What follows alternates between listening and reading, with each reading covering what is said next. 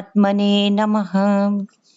वंशीधरं तोत्रधरं नमामि, मनोहरं मोहहरं च कृष्णं, मालाधरं धर्मधुरन्धरं च, पार्थस्य सारथ्यकरं च देवं, कर्तव्यदीक्षां च समत्वशिक्षां, ज्ञानस्य भिक्षां शरणागतिं च ददाति गीता करुणार्द्रभूता, कृष्णेन गीता जगतो हिताय, सञ्जीवनी साधक जीवनीयं, प्राप्तिं हरेर्वे सरलं ब्रवीति, करोति दूरं पथिविघ्नबाधां,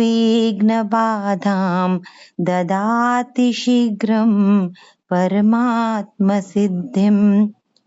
कृष्णानुग्रहदायिका सकरुणा, गीता समाराधिता, कर्म ज्ञान विराग भक्तिरसिका, मर्मार्थ संदर्शिका, सोत्कण्ठं किल साधकैर्नदिनं, पेपीयमाना सदा, कल्याणं परदेवतेव दिशति, सञ्जीवनी वर्धताम्, सञ्जीवनी वर्धताम्। वसुदेवसुतं देवं कंसचाणूरमर्दनं, देवकी परमानन्दं, कृष्णं वन्दे जगद्गुरुं, श्रीकृष्णं वन्दे जगद्गुरुं। नारायण नारायण नारायण नारायण। आचार्य जी राम राम, प्रणाम। राम राम जी, राम राम। हाँ जी आचार्य जी, प्रश्न संख्या 1139 1139 पे 17वें श्लोक में अध्याय तो 18 है ये, अत्वापि सैमान लोकान यास्रो। इकडे इकडे बकेट आणा। वास्तव में कहाँ से? यहाँ जैसे 1139 में लेफ्ट साइड में अत्वापि सैमान लोकान अंतिन निश्चित निभ्यते। ठीक है भाई जी। पृष्ठ संख्या 1139।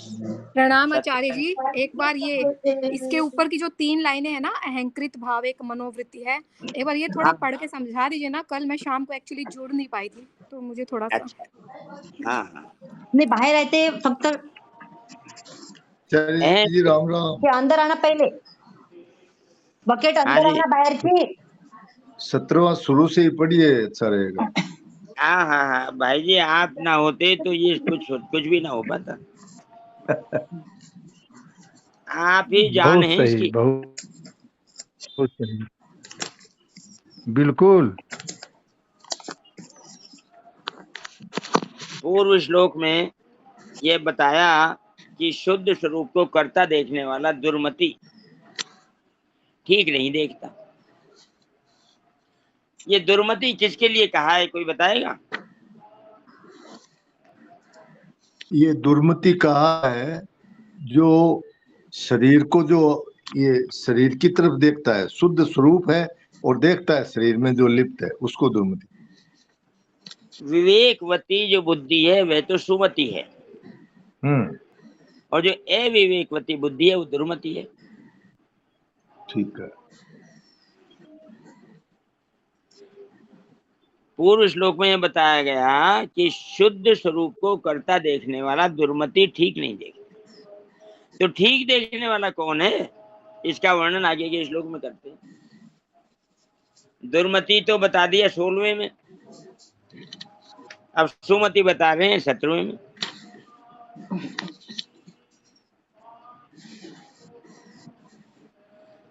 यस्य नाहंकितो भावो बुद्धिर्यस्य न लिप्यते, अत्वापि सैमान लोकान् हन्ति न निबध्यते। जिसका अहंकृत भाव, मैं करता हूं, ऐसा भाव नहीं है, जिसका अहंकृत भाव नहीं है और जिसकी बुद्धि लिप्त नहीं होती, वह युद्ध में इन संपूर्ण प्राणियों को मारकर भी चांगले घासा. न मारता है और न बंधता है।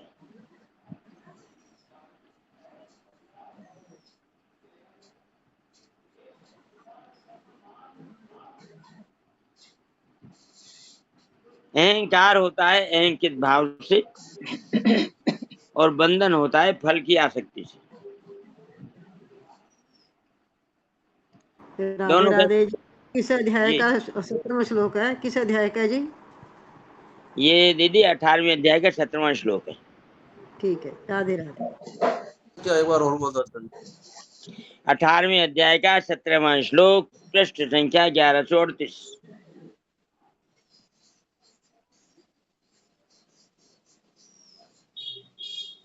जिसका अहंकृत भाव नहीं है, अहंकृत भाव कहते हैं मैं करता हूं, ऐसे भाव को अहंकृत भाव कहते हैं। तीसरे अध्याय का 27वां श्लोक, अहंकार विमूढ़ात्मा कर्ताहमिति मन्यते।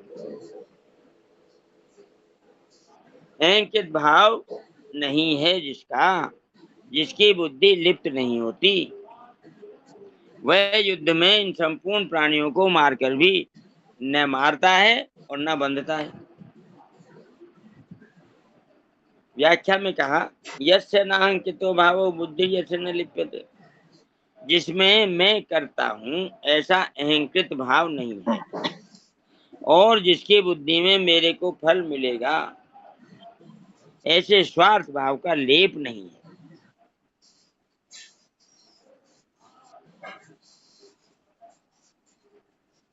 भाई जी एक बात समझ में आ रही है, लिप्तता भविष्य को लेकर होती है। अच्छा, और अहंकृत भाव वर्तमान को लेकर होता है। मैं करता हूँ, मैं भोगूंगा, हाँ ये तो वर्तमान में है। ये वर्तमान में, वो भविष्य में। लिप्तता भविष्य को लेकर होती है और कर्तापन होता है वर्तमान को लेकर।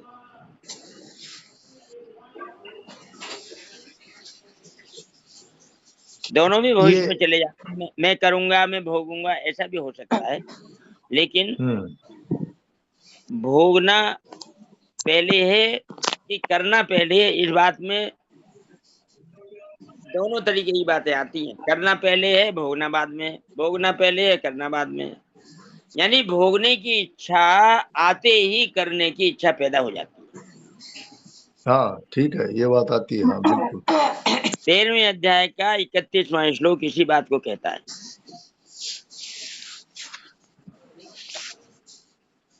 अनादित्वाद निर्गुणत्वाद परमात्मायमव्यय शरीरस्थोपि कौन्तेय न करोति न लिप्यते। न करता है और न लिपायमान होता है। अब ये तो श्लोक हो गया। इसके बाद जो इसको सिद्ध करने के लिए दो दृष्टांत दिए गए हैं, उनमें भाई जी लिप्तता पहले बताइए और कर्तापन बाद में बताइए। लिप्तता पहले मतलब यथा लिप्तता का भाव पहले आता है, पहले भोगने की बात आती है, तब करने का मन में विचार पैदा होता है। हाँ हाँ हाँ ठीक बात। यथा आकाशस्थितो नित्यम वायु नहीं, यथा सर्वगतम सौक्ष्म दाकाशम नोपलिप्यते सर्वत्र अवस्थितो देह तथात्मा नोपलिप्यते। तो लिप्त की बात पहले बताई, श्लोक में तो पहले करोति कहा और दृष्टांत में पहले लिप्तता की बात बताई। इसका भाव यही है कि लिप्तता के पीछे छिपी रहती है कर्तृत्व भाव, यानी भोग पहले दिखता है और करना बाद में शुरू होता है। बहुत ठीक है, एकदम ठीक बात। तो ये क्या है, ये भविष्य में जीना हुआ। आज करूंगा कल भोगूंगा, तो ये वर्तमान में जीना तो नहीं हुआ, ये तो भविष्य में जीना हुआ।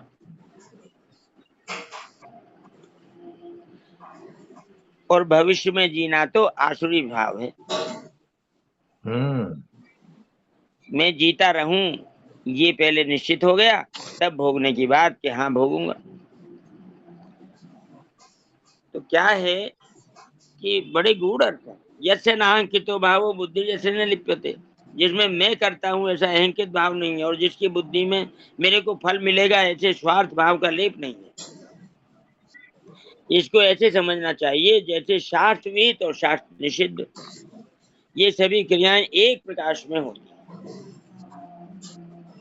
क्रियाओं के होने के लिए प्रकाश आवश्यक है, बिना प्रकाश के अंधकार में कोई क्रिया नहीं हो सकती।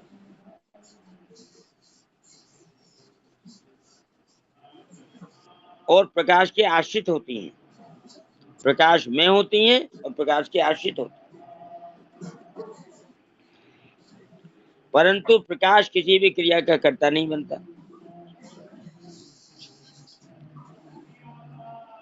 ये बात 13वें अध्याय के भाई जी 33वें श्लोक में बताइए। अच्छा, यथा प्रकाशयते के कृष्णम लोकमिमं रवि क्षेत्रम क्षेत्री तथा कृष्णम प्रकाशयति भारत। प्रकाश उन क्रियाओं को न करने वाला है, ना तो प्रकाश करता है और ना वो करने वाला बनता है, ना किसी, वो केवल आश्रय है। प्रकाश में होती हैं सभी क्रियाएं और प्रकाश के आश्रित होती हैं। परंतु प्रकाश किसी भी क्रिया का कर्ता नहीं बनता, अर्थात प्रकाश उन क्रियाओं को न करने वाला है और न कराने वाला है। ऐसे ही स्वरूप की सत्ता के बिना विहित और निषिद्ध कोई भी क्रिया नहीं होती। बिना स्वरूप के यानी स्वरूप के सकाश के बिना कोई भी क्रिया होना संभव नहीं, लेकिन स्वरूप करता है। हाँ तो आचार्य जी चाहे निषिद्ध हो या विहित हो, स्वरूप के बिना कैसे हुई? क्योंकि स्वरूप तो सर्वत्र है। स्वरूप जो है वो तो भाई जी सामर्थ्य है, उसी से तो ये क्रियाएं हो रही हैं। वो क्रिया प्रकाशक है। हाँ शरीर कुछ नहीं कर सकता अगर स्वरूप ठीक है। की शक्ति साथ ना हो तो। माने जो निषिद्ध क्रियाएं हो चाहे विहित हो या कुछ भी क्रियाएं हो, सत्ता स्फूर्ति तो स्वरूप से ही पाते हैं। हाँ बिल्कुल, निषिद्ध और विहित तो बाद में हुआ, पहले क्रिया तो पहले है। ठीक बात है। और हम कहते हैं कि क्रिया अपने आप होती है, क्रिया अपने आप नहीं होती भाई जी, भगवान की सहायता के बिना क्रिया नहीं हो सकती। अगर भगवान प्रकृति के संरक्षक नहीं है, मया अध्यक्षेण प्रकृति सूयते सचराचरम्, भगवान की अध्यक्षता में प्रकृति सब कुछ करती है, प्रकृति अकेली कुछ नहीं कर सकती। बिल्कुल एकदम ठीक बात। तो कहते हैं स्वरूप की सत्ता के बिना विहित और निषिद्ध कोई भी क्रिया नहीं होती, परंतु वह सत्ता उन क्रियाओं को न करने वाली है न कराने वाली है। ऐसा जिसको साक्षात अनुभव हो जाता है, उसमें मैं क्रियाओं को करने वाला हूं ऐसा अंकित भाव नहीं रहता।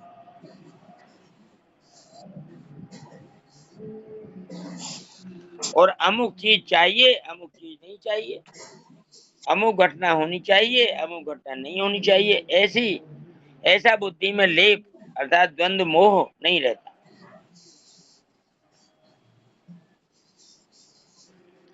ये जो लिप्तता है बुद्धि में, ये राग द्वेष को लेकर होती है। ऐसा होना चाहिए, ऐसा नहीं होना चाहिए, ऐसा होना चाहिए राग, ऐसा नहीं होना चाहिए द्वेष। अहंकृत भाव और बुद्धि में लेप न रहने से उसके कर्तृत्व और भोक्तृत्व दोनों नष्ट हो जाते हैं। अर्थात अपने में कर्तृत्व और भोक्तृत्व ये दोनों ही नहीं है, इसका वास्तविक अनुभव हो जाता है। अहंकृत भाव और बुद्धि में लेप, ये दो बातें हो गई ना। दो बातें, एक करना एक भोगना।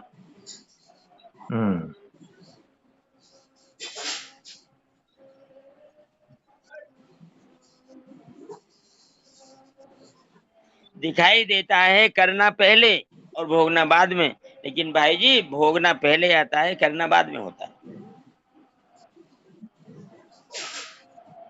समझ में आती है ये बात। पहले मन में भाव आता है कि ये वस्तु मैं लूं भोगूं, फिर करता है वो। ये जीव जो कुछ भी करता है फल की इच्छा से करता है। तो फल की इच्छा पहले आई और करना बाद में शुरू हुआ। बिल्कुल। वो बात अलग है कि फल मिलेगा बाद में, लेकिन फलाशक्ति पहले आती है और कर्माशक्ति बाद में शुरू होती है।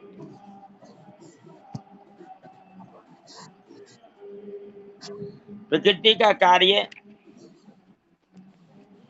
स्वतः स्वाभाविक ही चल रहा है, परिवर्तित हो रहा है और अपना स्वरूप केवल उसका प्रकाशक है।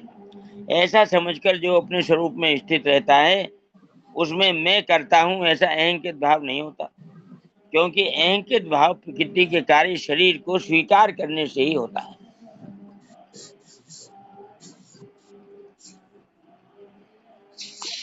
जो शरीर को अपना मानता है उसी में अहंकृत भाव होता है। अहंकृत भाव सर्वथा मिटने पर उसकी बुद्धि में फल मेरे को मिले ऐसा लेप भी नहीं होता, अर्थात फल की कामना नहीं होती।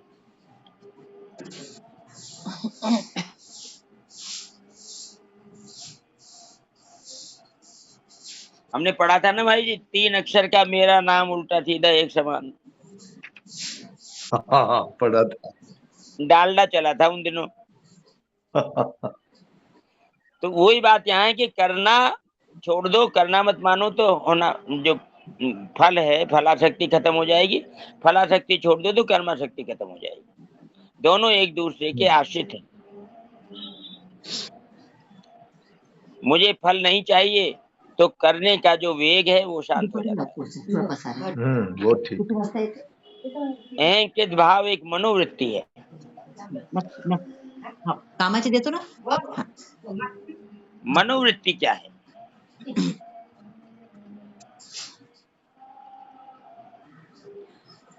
यहाँ मन से मतलब ये अंतःकरण है भाई जी।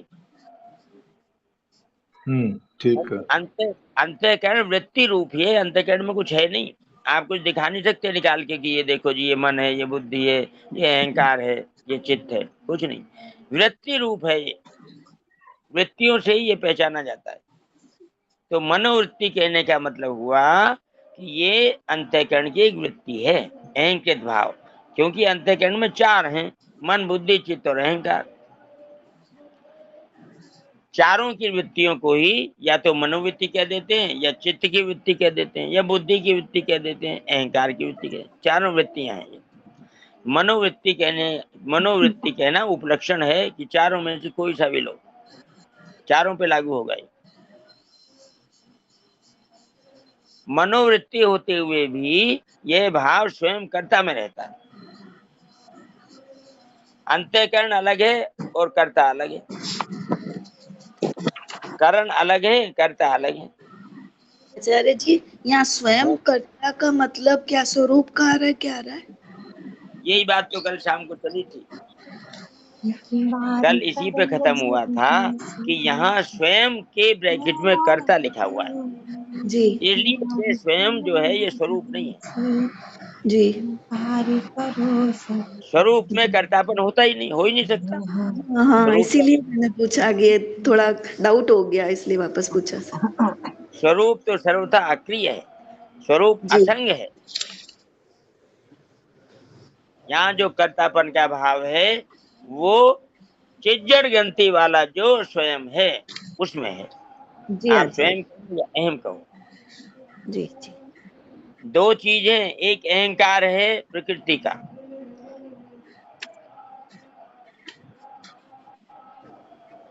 8 प्रकार की प्रकृति बताई ना 7वें अध्याय में। जी आचार्य जी। उसमें अहंकार जो है वो अंतिम है, 8वां।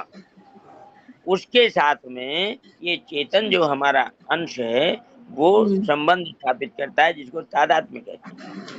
जी। तो ये तो दोनों रहते हैं अलग, प्रकृति का अहंकार भी अलग रहता है और ये चेतन स्वयं भी अलग रहता है। अब ये जी। बीच में जो संबंध है, संबंध की सत्ता जो है, ये जन्म मरण का कारण बनती है, जिसको अहमता कहते हैं। ओके। ये अहंकृत भाव वही है। जी आचार्य जी, अच्छा समझ में आया। क्योंकि कर्तृत्व और अकर्तृत्व भाव स्वयं ही स्वीकार करता है। मैं करता हूं, मैं नहीं करता हूं, ये दोनों बात अहम ही कहता है। लेकिन प्रकृति में स्थित है तो उसका करना और ना करना दोनों ही करने की श्रेणी में आते हैं। हत्वा विषयमान लोकान न हन्ति न निबध्यते। वह इन संपूर्ण प्राणियों को एक साथ मार डाले तो भी वह मारता नहीं, क्योंकि उसमें कर्तृत्व नहीं है, मारने का भाव ही नहीं है उसमें। और वह बंधता भी नहीं, क्यों? क्योंकि उसमें भोक्तृत्व नहीं है। मुझे मारने से ये मिलेगा ऐसा भाव भी नहीं है, ना कर्तृत्व है ना भोक्तृत्व है। तो ना तो वो मारता है और ना लिप्त होता है। तात्पर्य यह है कि उसका न क्रियाओं के साथ संबंध है और न फल के साथ संबंध है। प्रश्न संख्या 1139। पृष्ठ संख्या 1139। ये कर्ता बना हुआ है, वास्तविक नहीं है। ये हमेशा ध्यान देनी चाहिए बात।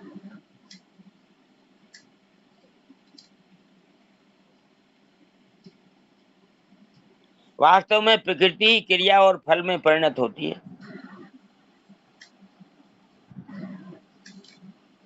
परंतु इस वास्तविकता का अनुभव न होने से ही पुरुष अर्थात चेतन कर्ता और भोक्ता बनता है।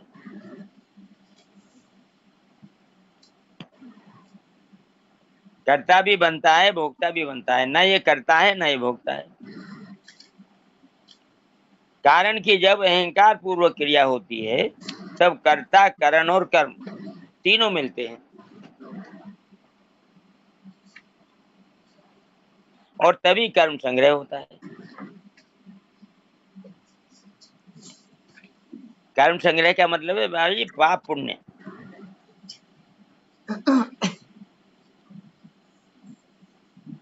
जब कर्ता, करण और कर्म तीनों मिलते हैं तभी कर्म संग्रह होता है। परंतु जिसमें अहंकृत भाव नहीं रहा, केवल सबका प्रकाशक, सबका आश्रय और सामान्य चेतन ही रहा, फिर वह कैसे किसको मारे और कैसे किसको किससे बंधे? उसका मारना और बंधना संभव ही नहीं है। दूसरे अध्याय का 19वां श्लोक।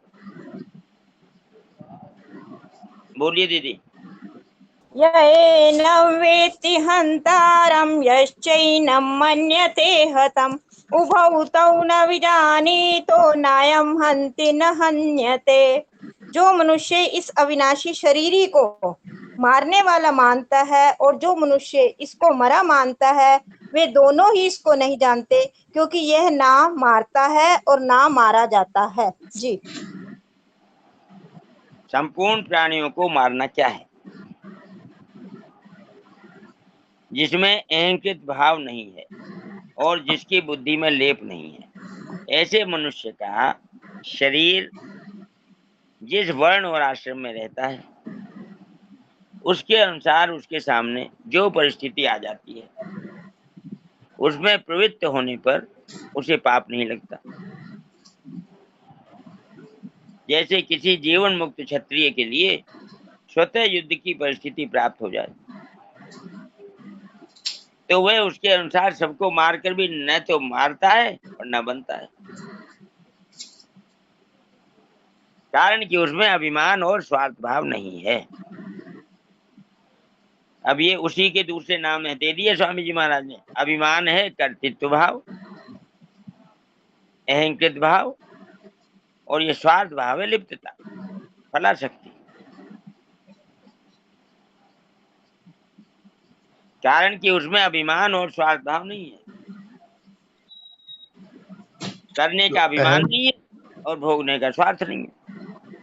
इसका मतलब अहंकृत भाव और अभिमान दोनों एक ही हो गए। हाँ, अहंकृत भाव वो मैं करता हूँ, ये अभिमान ही तो है। हम्म। ये और जो फलेच्छा और स्वार्थ भाव एक ही हो गया क्या? हाँ, और क्या, स्वार्थी अच्छा। व्यक्ति ही तो भोगता है। हम्म। ये जो जीव है भाई जी, ये जन्मजात अभिमानी है। ये अभिमान ना हो इसमें तो ये इसका जीवपना खत्म हो जाए। फिर खाली स्वरूप रह जाएगा। ये बना ही जीव तब है जब अभिमान को स्वीकार किया है इसने। अभिमान बिल्कुल कौन सा है यही। भाई जी? अभी मैंने बताया, भूमि रापो नलो वायु खम मनो बुद्धि अहंकार इति में। ये जो प्रकृति का जड़ प्रकृति का 8वां भाग है अहंकार, हम्म। उसके साथ में तादात्म्य करने पर ये अभिमानी हो गया। ठीक है। यहाँ अर्जुन के सामने भी युद्ध का प्रसंग है, इसलिए भगवान ने हत्वापि पद से अर्जुन को युद्ध के लिए प्रेरणा की।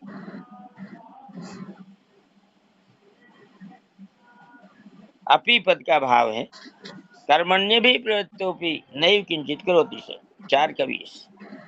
पढ़ दीजिए दीदी। जी। त्यक्त्वा कर्मफलासङ्गं नित्यतृप्तो निराश्रयः कर्मण्यभिप्रवृत्तोऽपि नैव किंचित करोति सः। जो कर्म और फल की आसक्ति का त्याग करके संसार के आश्रय से रहित और सदा तृप्त है, वे कर्मों में अच्छी तरह लगा हुआ भी वास्तव में कुछ भी नहीं करता। जी। ये है भाई जी अहंकृत भाव, अहंकृत नहीं अनहंकृत भाव। बहुत बढ़िया। कर्मों में अच्छी तरह लगा हुआ भी। हाँ, कुछ हाँ, नहीं हाँ। करता। कर्मण्य भी प्रवृत्तोपि नैव किंचित करोति।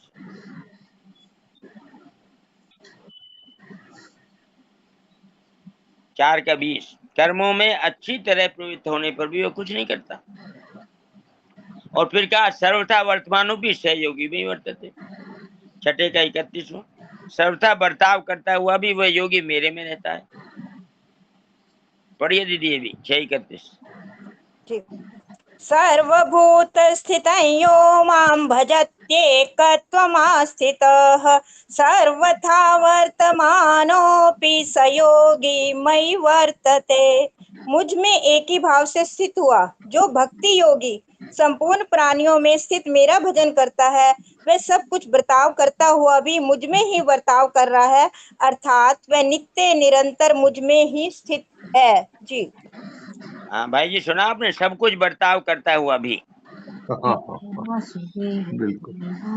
सर्वथा वर्तमानोपि सहयोगी में वर्तते। और सर्वथा बर्ताव करता हुआ भी वह योगी मेरे में ही रहता है।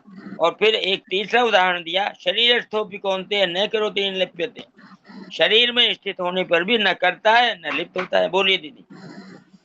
अनादित्वात् निर्गुणत्वात् परमात्मायमव्ययः शरीरस्थोऽपि कौन्तेय न करोति न लिप्यते। भगवान कहते हैं, हे कुंती नंदन, वह पुरुष स्वयं अनादि होने से और गुणों से रहित होने से अविनाशी परमात्म स्वरूप ही है। वह शरीर में रहता हुआ भी ना करता है और ना लिप्त होता है। जी। 3 बातें बताई भाई जी।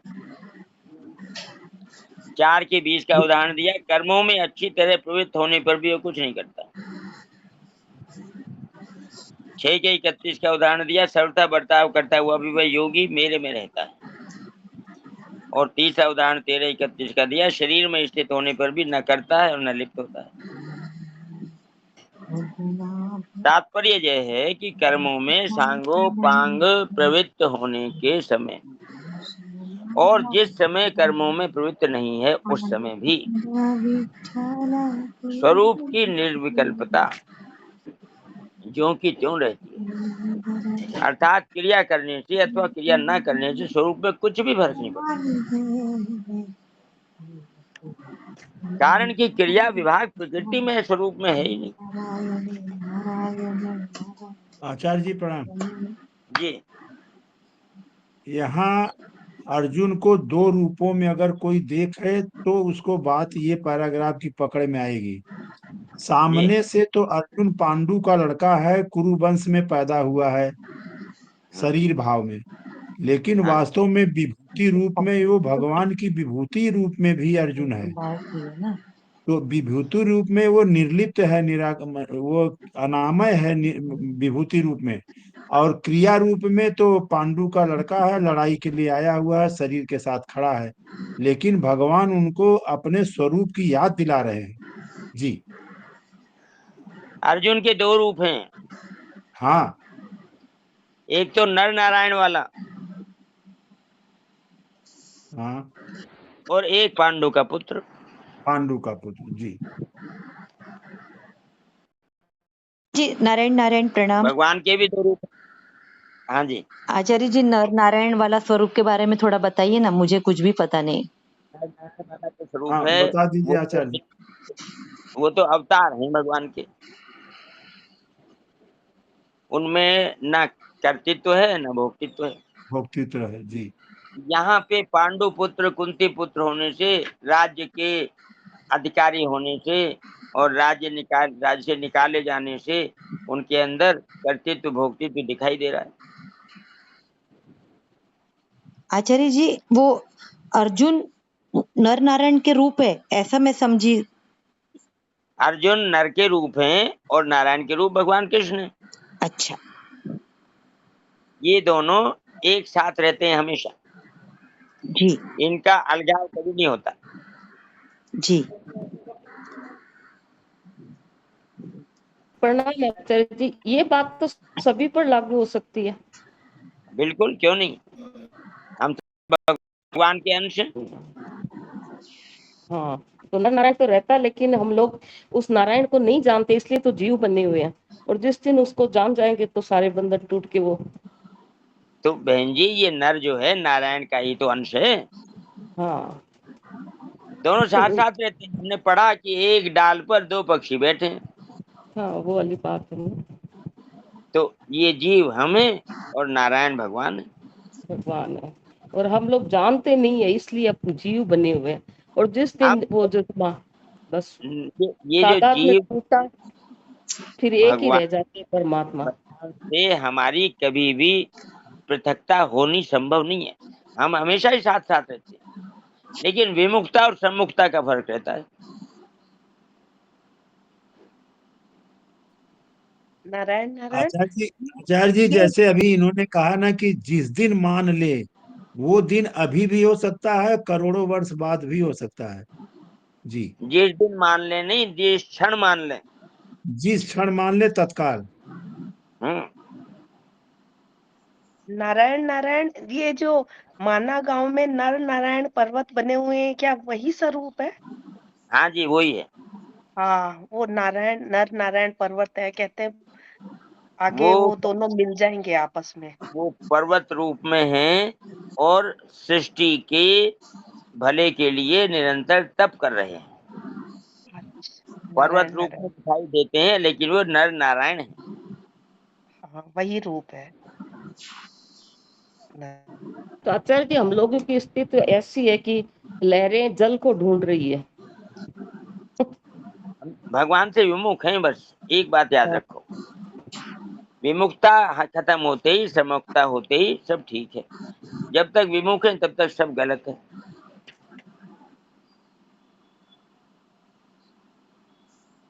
वास्तव में अहम भाव व्यक्तित्व ही मनुष्य में भिन्नता करने वाला है। अहम भाव न रहने से परमात्मा के साथ भिन्नता का कोई कारण ही नहीं है। हमने अहंकार के साथ में संबंध जोड़ा, इसीलिए तो भगवान से अलग हुए। अलग हुए यानी अलग माना।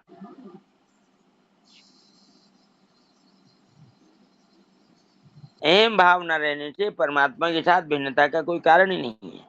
फिर तो केवल सबका आश्रय प्रकाशक सामान्य चेतन रहता है। वह न तो क्रिया का कर्ता बनता है और न फल का भोक्ता ही बनता है। उसमें न कर्तृत्व है न भोक्तृत्व है। न करोति न लिप्यते, न हन्ति न निबध्यते।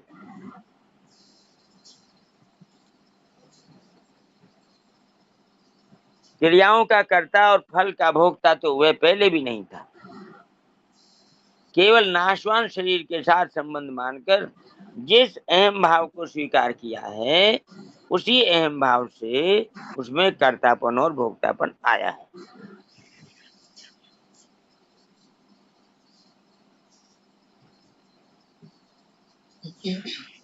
आचार्य जी, इसमें एक शब्द बहुत महत्वपूर्ण लगा है अंतिम वाली लाइन में, जी शरीर के साथ संबंध मानकर। होता नहीं है, केवल संबंध चेतन के द्वारा स्वयं का माना गया है, न तो भगवान की तरफ से ऐसी कोई व्यवस्था है और न तो प्रकृति को ऐसा कुछ मालूम भी नहीं है। केवल इसने स्वयं से संबंध जोड़ा है। तो यहाँ मुख्य बात है संबंध। जी, ये संबंध की सत्ता को स्वीकार करता है, इसीलिए दुर्गति में पड़ता है। दुर्गति में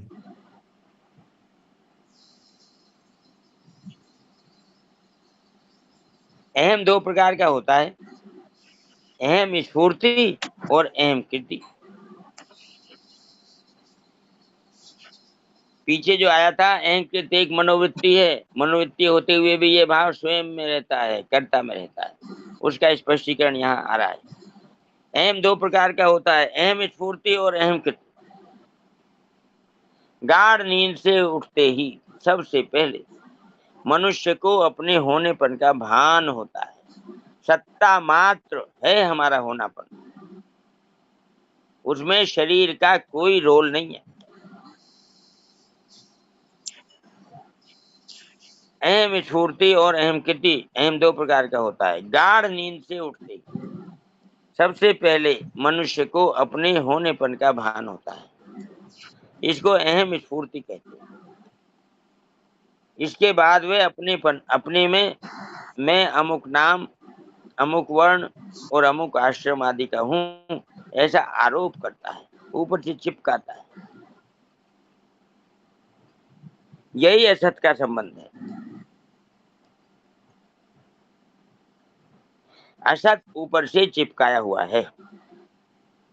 असत के संबंध से अर्थात शरीर के साथ तादात्म्य मानने से शरीर की क्रिया को लेकर मैं करता हूं ऐसा भाव उत्पन्न होता है, इसको अहम कृति कहते हैं।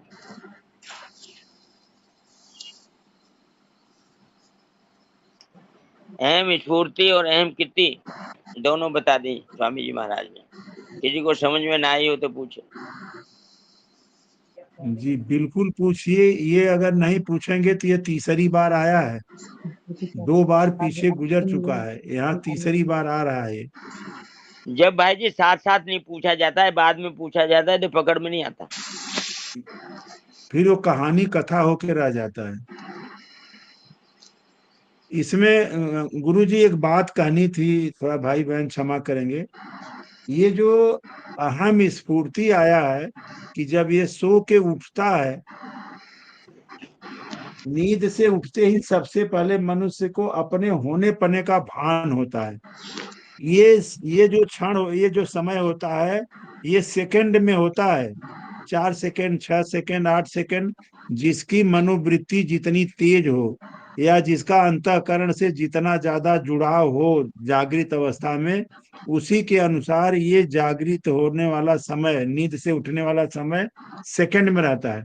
तो पूज्य स्वामी जी महाराज कहते हैं कि इसी जागते ही वाले क्षण में जितनी देर तक कोई चुप रह सके, चुप मतलब मन अंतःकरण से नहीं, स्वयं के द्वारा अकेलापन, अपने होने पने में टिक जाना, तो ये जितने सेकंड अगर रुक गया, उतने समय अपने स्वरूप का अनुभव हो गया उसको। तो स्वामी जी महाराज कहते हैं कि यही अचिंत ध्यान है, यही चुप साधन है और यही मूक सत्संग है। शरणानंद जी का मूक सत्संग, स्वामी जी का चुप साधन और सेठ जी का अचिंत ध्यान, ये तीनों जितने सेकंड कोई टिक गया, ये तीनों है, अन्यथा बाकी सब एक्सरसाइज में चला जाता है। जी भाई जी ये बताओ भान होता किसको है? स्वयं को। देख लो, सोच के बोलो। मन बुद्धि को होता है, शरीर को। भान किसको होता है? विवेक के द्वारा। नींद से उठने के बाद भान होता है, नींद में रहते तो नहीं होता। तो नींद में कौन रहता है? नींद में स्वयं रहता है। उठने के बाद कौन जागता है? स्वयं ही जाग सबसे पहले कौन जागता है? भाई बताओ, हरिओम जी। जरा सा मैं सुन लूं तब फिर बोलूं, जरा सा सुन लूं। अभी सुना तो था। सबसे पहले जागने वाला कौन है? अरे ये स्वयं वास्तव, सुनो, जी, स्वयं तो कभी सोता ही नहीं है। यही तीनों काल में वो जागता है। वो क्या सोएगा क्या जागेगा, ये मैं जागता है। तो जागने वाले कोई तो भान हुआ, वो कौन है जागने वाला? जी बिल्कुल।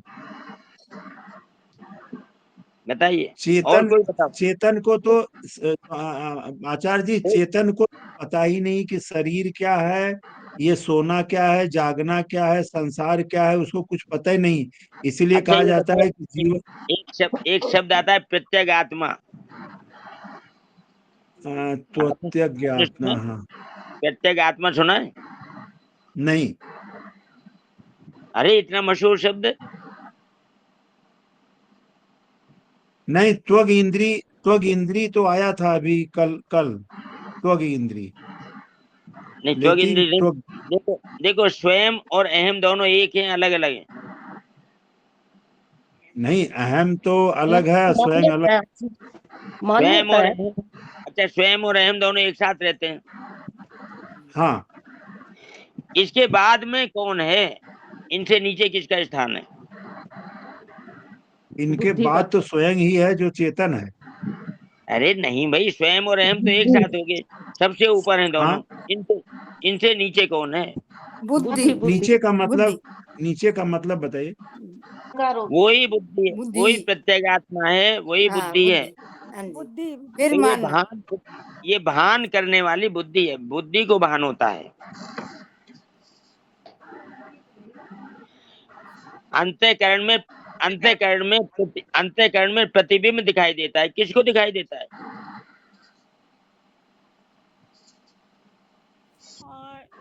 ये मन बुद्धि जानते हैं। बुद्धि के अंदर प्रतिबिंब प्रकट होता है। देखने वाला कौन है? स्वयं। बुद्धि ही देखने वाली है।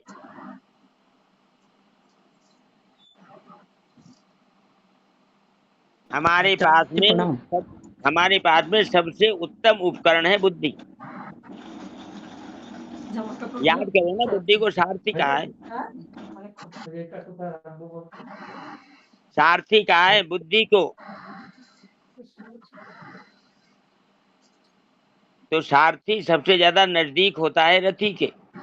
स्वयं के सबसे ज्यादा नजदीक है बुद्धि। भान बुद्धि को होता है।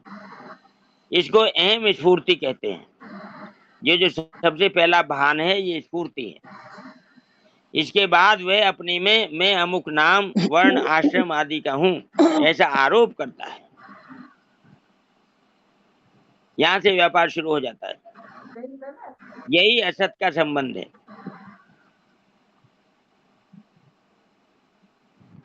असत के संबंध से, शरीर के साथ तादात्म्य मानने से, शरीर की क्रिया को लेकर मैं करता हूं ऐसा भाव उत्पन्न होता है। इसको अहंकृति कहते हैं।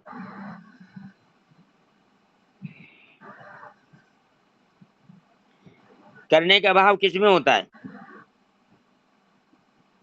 अहम में। और होनेपन का भाव किसमें रहता है? स्वयं में। अब इन दोनों के बीच में बुद्धि है।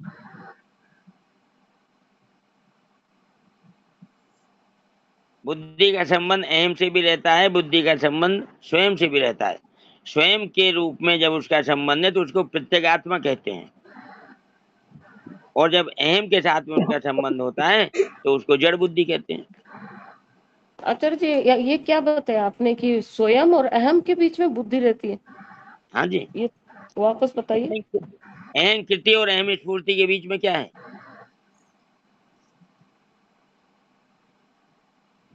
नहीं है क्या ये शुद्ध चेतन, फिर वो तादाद में, फिर बुद्धि? आप जो जो जो पढ़ा जा रहा है पर यहीं ध्यान दो, और कहीं कोई शब्द मत लाओ बीच में। दोबारा सुनो। हाँ बताइए। अहम दो प्रकार का होता है, अहम स्फूर्ति और अहम कृति।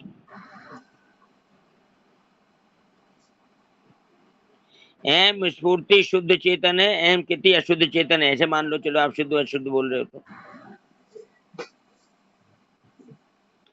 करने का भाव अशुद्ध में होता है और होने का भाव शुद्ध में होता है। गाढ़ नींद से उठते ही सबसे पहले मनुष्य को अपने होनेपन का भान होता है, सत्ता मात्र का भान होता है।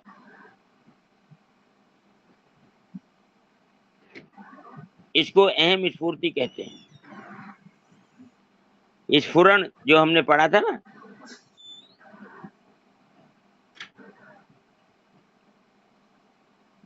इसके बाद वह अपने में मैं अमुक नाम, अमुक वर्ण, अमुक आश्रम आदि का हूं, ऐसा आरोप करता है। यही असत का संबंध है। असत के संबंध से, अर्थात शरीर के साथ तादाद में मानने से, शरीर की क्रिया को लेकर मैं करता हूं ऐसा भाव उत्पन्न होता है। इसको अहंकृति कहते हैं।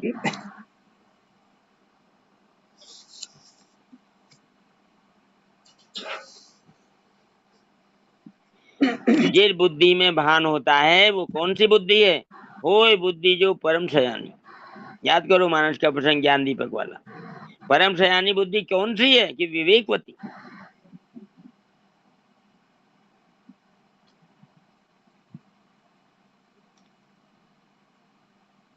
अहम को लेकर ही अपने में परिच्छिन्नता आती है। इसलिए अहम स्फूर्ति में भी किंचित परिच्छिन्नता व्यक्तित्व रह सकती है, परंतु यह परिच्छिन्नता बंधन कारक नहीं होती। अर्थात परिच्छिन्नता रहने पर भी अहम स्फूर्ति दोषी नहीं होती, कारण कि अहम कृति अर्थात कर्तृत्व के बिना अपने में गुण दोष का आरोप नहीं होता। अहम कृति आने से ही अपने में गुण दोष का आरोप होता है, जिससे शुभ अशुभ कर्म बनते हैं। बोध होने पर अहम स्फूर्ति में जो परिच्छिन्नता है वह जल जाती है और स्फूर्ति मात्र रह जाती है। ऐसी स्थिति में मनुष्य न मरता है और न बनता है। ये परिच्छिन्नता का थोड़ा सा खोल के दूसरा शब्द बताइए। परिच्छिन्नता कहते हैं अलगाव को। मैं संसार से अलग हूं, ये परिच्छिन्नता है। जो स्वयं में ये शुद्ध स्वयं में भान होता है इसका ना, कि मैं अलग हूँ, तो ये परिच्छिन्नता भी खत्म होनी होती है क्या? सुनो, व्यक्तित्व को ही परिच्छिन्नता कहते हैं। आप व्यक्तित्व जानती हो? शरीर को व्यक्तित्व, मैं हूं, ये व्यक्तित्व है। हाँ। मैं विशेष हूं, मैं संसार से अलग हूं, मैं शरीर हूं। हाँ हाँ, ये है परिच्छिन्नता। ये रस बुद्धि इसी को ही कहते हैं क्या? नहीं, रस बुद्धि अलग है। अच्छा, ये हाँ, ये बात समझ में आ रही है। इसको भी छोड़ना है ना? जी हाँ, ये दोनों जो अहम बताए गए हैं, 2 पैराग्राफ हैं। अहम 2 प्रकार का होता है और अहम को लेकर ही अपने में परिच्छिन्नता आती है। ये 2 पैराग्राफ समझने बहुत आवश्यक है। इनमें से किसी का कोई प्रश्न हो तो बोले। सत्यनारायण दायमा जी कहाँ छिपे हुए हैं? बोलते क्यों नहीं? आए। पृष्ठ संख्या बता दीजिए आचार्य। पृष्ठ संख्या 1139। आचार्य जी, व्यष्टि और एक देशीयता का नाम ही परिच्छिन्नता है ना? बिल्कुल, ये सब एक है। व्यष्टि कहो, व्यक्तित्व कहो, एक देशीयता कहो, परिच्छिन्नता कहो। हाँ, तीनों समानार्थक है।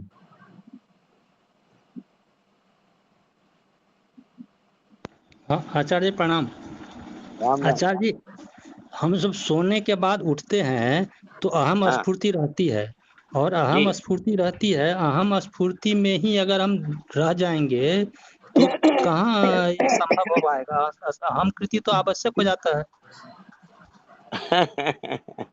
एम एम कितनी चुपकाई हुई है, एम स्फूर्ति स्वाभाविक है। अब बोलो। सर जी एक बात और पूछूं कि ये जो परिचिनता है वो मतलब कभी कभी तो स्पष्ट रहता है, कभी कभी होती है परिचिनता, ऐसा होता है। परिचिनता हमेशा रहती है, जब हम जीवन मुक्त हो जाते हैं तभी हटती है। अच्छा,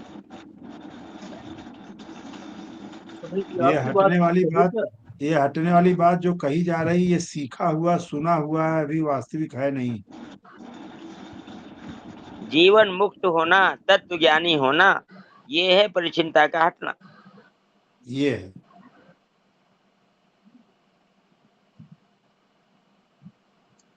यहाँ कितनी एक बार गहरी अगर हट भाई जी, एक बार अगर हट गई, दो बोल रहे हैं, कुछ पता नहीं चल रहा है, दो बोल रहे हैं, पता नहीं चल रहा है। आचार्य जी फिर बोलिए आप।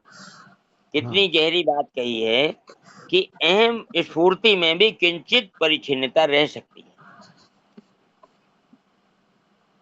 अहम कृति में तो परिच्छिन्नता रहती है, लेकिन अहम स्फूर्ति में भी रह सकती है किंचित। वो कब मिटती है ये बता रहे हैं। बोध होने पर अहम स्फूर्ति में जो परिच्छिन्नता है वे जल जाती है, नष्ट हो जाती है, स्फूर्ति मात्र रह जाती है। अहम खत्म हो गया, स्फूर्ति मात्र रह गया। मेरा होनापन, मेरा खत्म हो गया, होनापन रह गया।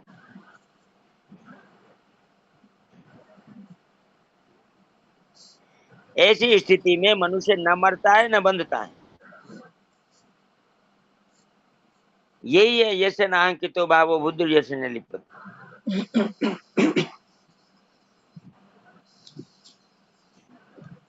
आचार्य जी राम राम।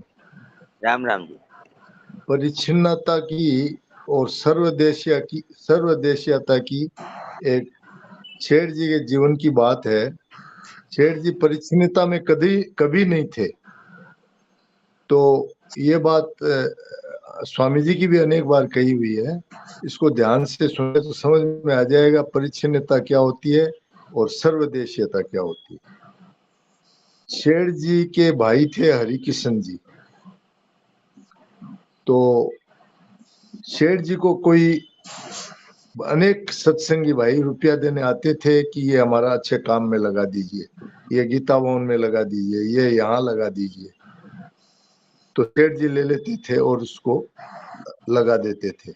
तो एक दिन हरिकिशन जी ने कहा कि भाई जी अपने पास भी रुपया बहुत है तो आप दूसरों का क्यों लेते हैं। तो शेर जी कुछ बोले नहीं। फिर शेर जी ने दूसरे दिन स्वामी जी महाराज को कहा कि स्वामी जी महाराज हरिकृष्णा बोलता है कि आप दूसरों के रुपये क्यों लेते हैं, हमारे पास भी बहुत है। बस इतनी बात कही। इसे अब आप समझ लीजिए। शेर जी को सबके रुपये एक लगते थे, न मेरा है न दूसरों के। आचार्य जी ठीक है ये बात? बिल्कुल ठीक बात है भाई जी, यही बात है। अपनापन, यही परिच्छिन्नता है। मैं मेरापन खत्म हो गया, अब मैं मतलब सब में विलीन हो गया। अब सर्वदेशीयता रह गई, अपरिच्छिन्नता रह गई, परिच्छिन्नता खत्म हुई। पैसा पैसा है, उसमें मेरा तेरा क्या। ये सेठ जी की भावना थी। भवन बनाना है।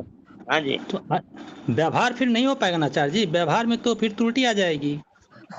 अब भाई जी कहाँ से कहाँ आ गया, बात कहाँ की चल रही थी और कहाँ पहुंच गए।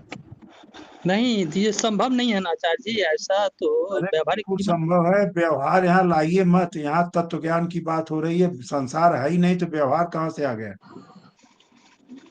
जी आचार्य जी। गीता भवन बन रहा है, गीता प्रेस बन रही है, किसकी है ये। सेठ जी ने अगर अपनी मानी होती तो ये बात लागू होती जो आप कह रहे हो। मैं गीता प्रेस बना रहा हूँ, मैं गीता भवन बना रहा हूँ, अगर ये बात होती तो व्यक्तित्व है, परिचिनता है। गीता भवन बन रहा है, गीता प्रेस बन रही है, किसके द्वारा? कि भगवान के द्वारा। मैं कहूँ कि कहीं नहीं। अब बोलो व्यवहार कहाँ होगा?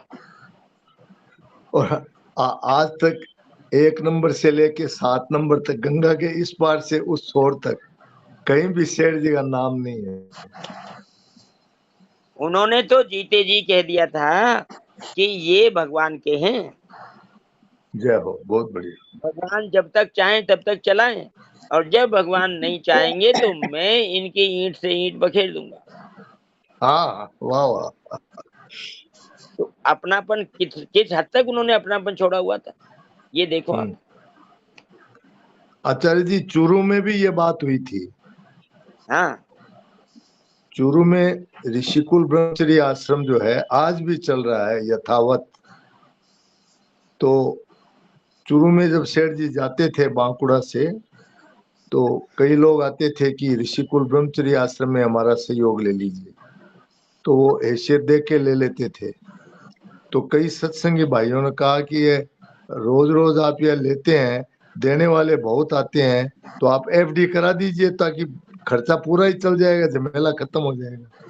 बोले क्यों ले लें, स्कूल चल रही है, लोग दे रहे हैं, और जब ठीक नहीं चलेगी तो हम चलाएंगे ही नहीं, बंद कर देंगे। ये भाव था उनका। स्कूल चलाना हमारा मकसद नहीं है, ये सेठ जी का विचार था। बिल्कुल बिल्कुल, एकदम। जिसका मकसद स्कूल चलाना हो जाता है वो एफडी भी कराएगा, लेगा भी, सब कुछ इंतजाम कर देगा कि मैं रहूं या ना रहूं, ये चलता रहे। अरे भगवान चला रहे हैं या मैं चला रहा हूँ? जय हो, बहुत बढ़िया। सेठ जी का विचार था भगवान चलाते हैं सब कुछ, मैं तो कुछ हो ही नहीं। जैसे ही मैं आएगा बीच में, वही परछिनता है। जय हो, बहुत बढ़िया। मोहन भाई जी, बढ़िया बात की, वाकई बहुत बढ़िया बात की। मोहन भाई जी। हाँ जी, बताइए। अब जो पैरा हम लोग पढ़े हैं और 2 पैरा के अनुसार आपने दृष्टांत भी रख दिया। अब एक वाक्य हम कहना चाह रहे हैं, इसको थोड़ा सा क्लियर कर दें आप लोग। सेठ जी और हरकिशन भाई जी दो स्वरूप है सामने दृष्टांत के रूप में। तो क्या सेठ जी को स्फूर्ति मात्र सत्ता में रखा जाए और हरकिशन दास जी को अहम स्फूर्ति में रखा जाए, तो क्या दोष है?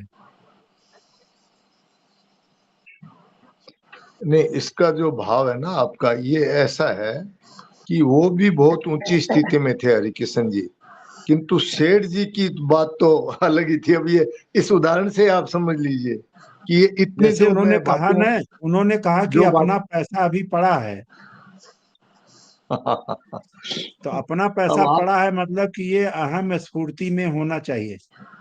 आप समझ गए पूरी बात को, एकदम वही है बस। हाँ, अच्छा, मैं जो बात कहना चाह रहा था, जो आचार्य जी ने जो मुझसे पहले पूछा था और मैं चुप रहा, उसके पीछे एक वाक्य है, वो मैं रख रहा हूँ। इस पर भाई लोग थोड़ा स्पष्टीकरण दे तो परिच्छिन्नता की बात बिल्कुल समाप्त हो जाएगी। अंतिम लाइन जो कही गई कि बोध होने पर अहम स्फूर्ति जो परिच्छिन्नता है, अर्थात मिला हुआ है, अहम और चेतन दोनों मिल करके मैं पना है, वो जल जाता है और स्फूर्ति मात्र रह जाती है। क्या मतलब? बोध होने के बाद केवल सत्ता मात्र स्वरूप रह जाता है, अहम का लेस मात्र भी परिच्छिन्नता नहीं रहती है। ये बात इससे क्लियर है। तो अगर स्फूर्ति में केवल चेतन है तो अहम स्फूर्ति में मिला हुआ क्यों नहीं है? अहम स्फूर्ति में मिला हुआ है और मिला हुआ ही जागता है, क्योंकि चेतन न कभी सोता है न कभी जागता है। ये जो माना हुआ संबंध से मैं हूं, यही मैं हूं वाला ही जागता है और यही सोता भी है। इसी को अहम स्फूर्ति कहते हैं। तो इससे ये बात मैं कहना चाह रहा हूं, ये जो लिखा है उसके ऊपर की भान होता है, ये भान जो है मैं को होता है, क्योंकि दोनों नहीं है, मैं भी नहीं है और भान भी नहीं है। भान उसको कहते हैं जो हो भी न और दिखे भी न, उसको कहते हैं भान। और प्रतीति कहते हैं जो दिखे और रहे न, वो है प्रतीति। तो इसलिए मैं के लिए भान ही आता है, तो इसलिए मिला हुआ है। यहाँ चेतन का भ्रम नहीं होना चाहिए कि चेतन जगता है, आचार्य जी मैं ने जाग कहा, रहा। हरिओम जी, आचार्य हाँ, जी ने कहा भान जो है वो बुद्धि है। अगर भान को बुद्धि कहते हैं तो जो आप कह रहे हैं उसमें और इसमें क्या फर्क है?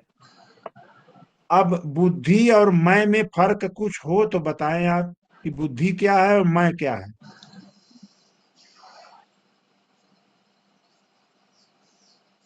मैं जो है अहंकार है और बुद्धि जो है अंतःकरण है। जब अहम गाल कारण शरीर में, अहम कारण शरीर में होता है, बुद्धि जो है सूक्ष्म शरीर में रहती है। तो जब गाल नींद से उठता है तो भान तो बुद्धि को ही होता है ना, कि बुद्धि ये कहती है हमको उसको। नहीं, हम हाँ, बिल्कुल बात सही मान रहे हैं, लेकिन इसको कहीं साधक संजीवनी में लिखा हुआ दिखा दीजिए। अभी अभी तो आचार्य जी ने कहा ये आचार्य जी स्वयं की बात, सुनिए ना, आचार्य जी की एक बात हम मिनट एक स्वीकार, मिनट एक सुनिए सोनी मिनट जी, आचार्य जी की सुनिए, बात हम एक स्वीकार मिनट कर रहे हैं। सब बात क्लियर होगी। ये अभी तो कहा स्वयं, अहम और नीचे बुद्धि।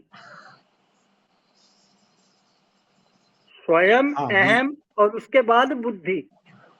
हाँ, ये ठीक है। ये अब क्यों आप ठीक है? कहिए। हाँ, बता रहे हैं ये क्यों ठीक है। कि स्वयं है चेतन, और उसके बाद प्रकृति से महत्व बुद्धि प्रकट होती है, फिर अहंकार आता है। तो अहंकार और स्वयं के बीच में बुद्धि हो गई, ये बात ठीक है।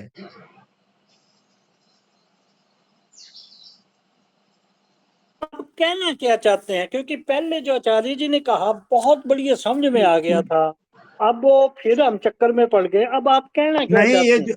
ये बुद्धि वाली बात मेरे समझ में नहीं आई, इसलिए समझाइए थोड़ा सा। बुद्धि का प्रकरण यहाँ कहाँ आ गया? यहाँ तो केवल सीधे मैं और चेतन और अहंकार, जो प्रकृति अपरा प्रकृति का जो 8वां रूप है, वो अहंकार को अहंकृति कहते हैं, जो शुद्ध अहंकार है। और जो मिला वाला है उसको अहम स्फूर्ति कहते हैं। और जो अहम मिट गया तो स्फूर्ति मात्र होता है। तीन शब्द है। नहीं भैया, अहम स्फूर्ति सच वाला है और अहम कृति अहंकार है। आप उल्टा बोल रहे हाँ, बस ठीक है, हो, अब आप जरा सा उल्टा बोल रहे रुकिए एक हो। सेकेंड। तो आपने कहा, दूसरे हरिओम भाई अरे जी, हाँ एक मिनट हम भूल जाएंगे, फिर आपको याद रहता है, हम भूल जाते हैं। क्या है कि जो प्रसंग है, अब आप प्रसंग पर आ जाइए ना। प्रसंग तो ये है कि जब नींद से उठता है, जो भान होता है वो किसको होता है? प्रसंग तो ये है। हाँ, इस पर आचार्य जी ने कहा, अब इसका फैसला आचार्य जी करे फिर। आचार्य जी बताओ। प्रणाम।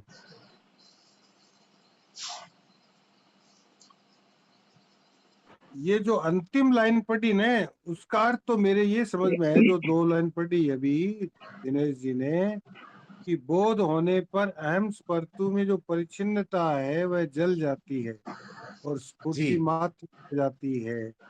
इसका हाँ मतलब तो यह है कि मनुष्य, ये जो अहम स्फूर्ति है वो अहम तो नष्ट हो गया, जल गया, स्फूर्ति रह गया।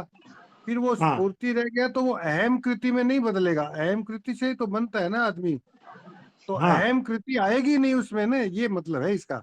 इसमें और ज्यादा फंसने की क्या जरूरत है, इतना सही सरल है बात ये। भाई जी, इसको एक दूसरे रूप से एक वाक्य में समझिए कि जो लास्ट लाइन लिखा है स्फूर्ति मात्र, ये स्फूर्ति मात्र क्या है? स्वयं चेतन है। अब इसमें जब मैं अहम को जोड़ता है तो स्फूर्ति अहम बन जाता है। इसमें कोई गलती हो तो बताइए। कहाँ लिखा है? इसमें तो लिखे उतनी बात पर हो ना, यहाँ तो विषय क्यों बदले? नहीं, ऊपर लिखा है तो ये कि बात है अहम खास की स्फूर्ति, अहम स्फूर्ति और अहम कृति, ये 2 बातें हैं ना। तो अहम अहम कृति को कृति छोड़ तब दीजिए। बनती है जब का आदमी फंसता है उसको कर्तृत्व और वो लिप्त होता है। तो जब अहम स्फूर्ति तो निर्दोष है ना, अहम स्फूर्ति तो भाई मुझे भान हो गया, भाई मैं जग गया, नीचे अहम स्फूर्ति हो गई। अब यहाँ ये अंतिम लाइन में बड़ी जोरदार बात आई है, रहती है लेकिन बोध हो जाता है ना, भाई बोध हो गया कि मैं हूँ, बस अपना होने का बोध हो गया। एक बार सरल हृदय से जल जाती है, मात्र